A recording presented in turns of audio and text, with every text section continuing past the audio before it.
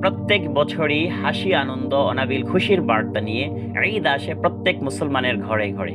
বুখারী এবং মুসলিম শরীফে বর্ণিত হাদিস, আল্লাহ রাসূল সাল্লাল্লাহু আলাইহি সাল্লাম বলেন, প্রত্যেক জাতিরই আনন্দ উৎসবের দিন রয়েছে। আমাদের আনন্দ উৎসবের দিন হচ্ছে ঈদ। সুদীর্ঘ একটি মাস সিয়াম সাধনার পরে আনুষ্ঠানিকভাবে সিয়াম ভঙ্গের মাধ্যমে আল্লাহর সন্তুষ্টির লক্ষ্যে যে দিনটি আনন্দ উৎসবের মাধ্যমে উদযাপন করা হয় তাকেই ঈদুল ফিতর বলে। আসুন আজকে আমরা জেনে নিই ঈদুল ফিতরের ওয়াজিব এবং সুন্নত কার্যাবলী সমূহ।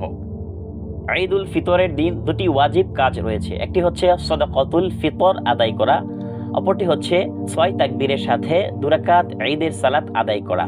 ঈদুল ফিতরের সুন্নত কাজগুলো হচ্ছে: 1. গোসল করা, 2. সুগন্ধি ব্যবহার করা, 3. পবিত্র ও পরিষ্কার পরিচ্ছন্ন কাপড় পরিধান করা, 4. সালাত আদায়ের পূর্বে মিষ্টি জাতীয় খাবার খাওয়া, 5. ময়দানে গিয়ে ঈদের সালাত আদায় করা, 6. ঈদগাহে যাওয়ার সময় তাকবীর পাঠ করা। তাকবীরটি হচ্ছে আল্লাহু আকবার, আল্লাহু আকবার, লা ইলাহা ইল্লাল্লাহু, আল্লাহু আকবার ওয়ালিল্লাহিল হামদ।